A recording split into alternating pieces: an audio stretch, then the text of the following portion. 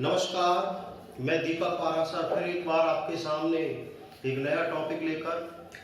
देखिएगा, आज पढ़ते हैं 10th क्लास का पहला टॉपिक जिसका नाम है विशेषण। क्या नाम है साहब जी? विशेषण। गौर से सुनना, विशेषण।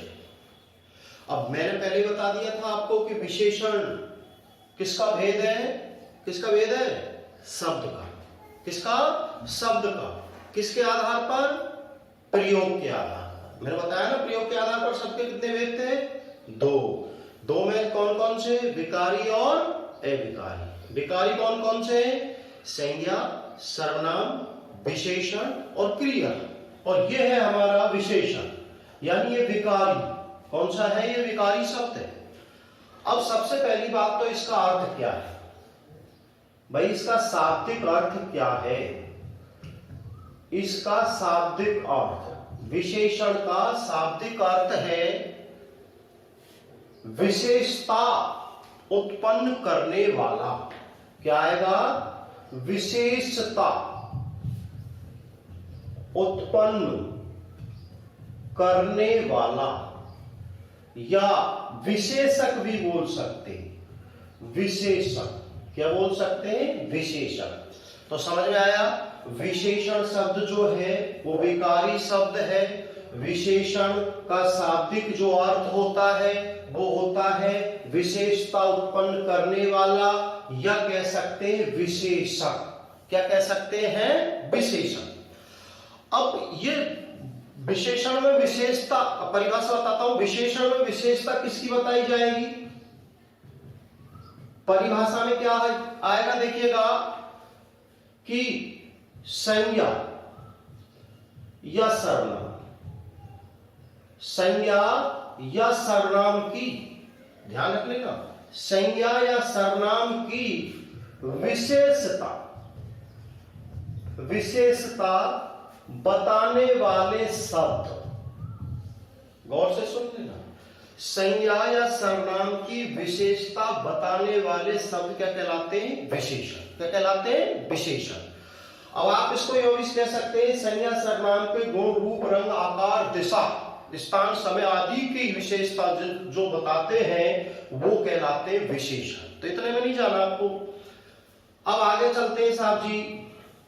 जैसे मैंने उदाहरण के लिए दूंगा आपको, जैसे मैंने लिख दिया काली गाय। क्या लिखा है मैंने यहां पर? काली गाय। अब मैंने काली गाय जो लिखा है, तो आप इसमें देखिएगा किसकी विशेषता बताई है? गाय की बताई गई है। किसकी बताई गई है? गाय की बताई है। तो जिसकी विशेषता बताई जाती है उसे विशेष कहते हैं। यह आपका विशेष, यानी जिसकी विशेषता बताई जाएगी वो है विशेष। यानी सीधा सीधा बोले तो विशेष क्या होगा? या तो संज्ञा होगा या सर्वनाम होगा। क्या होगा? संज्ञा होगा या सर्वनाम होगा। ये ध्यान रख लेना। इसकी जगह पे आ जाता वह काली है, तो ये वह क्या है? सर्वनाम है। और वह की क्या विशेषता बताई? काली। तो काली तो हो गया आपका विशेषण, और ये काली हो गया आपका विशेषण। और यहां ये गाय क्या है और ये वह क्या है? संज्ञा सर्वनाम। तो ये क्या कहलाएंगे? विशेष। क्या कहलाएंगे? ये विशेष। अब समझिएगा आगे। अब आप ये सोच रहे होंगे, आपके दिमाग में क्वेश्चन आया होगा, सर ये काली गाय की पहले आगे विशेषता बताई और ये गाय या वह के पीछे बताई, ये चक्कर क्या है? तो मैं इसको भी समझा दूं। देखो, एक होता है बेटा उद्देश्य विशेषण। क्या होता है? उद्देश्य विशेषण। और एक होता है आपका विधेय विशेषण। विधेय विशेषण कंपटीशन लेवल का है, समझिएगा गौर से। उद्देश्य विशेषण और विधेय विशेषण, समझो इसको, गौर से समझने की कोशिश करिएगा। उद्देश्य विशेषण, विधेय विशेषण। अब देखो, उद्देश्य विशेषण में क्या है कि जो विशेष होगा ये आपका विशेष है। ठीक है, ये विशेष है। अगर विशेष की विशेषता यह आगे बताई जाए, आगे आए, तो वो तो होगा आपका उद्देश्य विशेषण। अगर विशेष की विशेषता पीछे बताई जाए तो वो होगा आपका विधेय विशेषण। समझना गौर से, विशेष की विशेषता यहां पीछे बताई जाए तो वो तो होगा विधेय विशेषण। और अगर मान लीजिए उद्देश्य विशेषण क्या होगा, ये विशेष की पहली विशेषता बताई जाए। जैसे मैंने लिख दिया अभी थोड़ी देर के लिए, राधा मोटी है। अब आप देखो राधा विशेष है, समझ में आ गया विशेष। अब विशेष की पीछे बताई गई है विशेषता, तो ये होगा विधेय विशेषण। अगर यहां पर मैं आगे करूं तो जैसे लिख दिया कि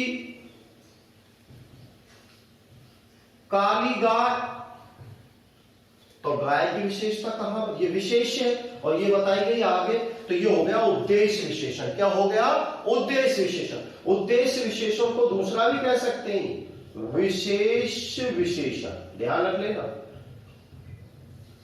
इसको विशेष विशेषण भी कहेंगे, उद्देश्य विशेषण भी कहेंगे। अब आप समझ लेना, अगर मान लीजिए उद्देश्य आपका जो विधेय विशेष है, क्या है, विशेष, और विशेष से पहले विशेषता आ रही है तो वो उद्देश्य विशेषण कहलाएगा, या उसको क्या कह सकते हैं हम, विशेष विशेषण के नाम से जानेंगे। और अगर विशेष के बाद में विशेषता आ रही है तो वो आपकी होगी कौन सी, विधेय विशेषण। क्या होगी वो, विधेय विशेषण।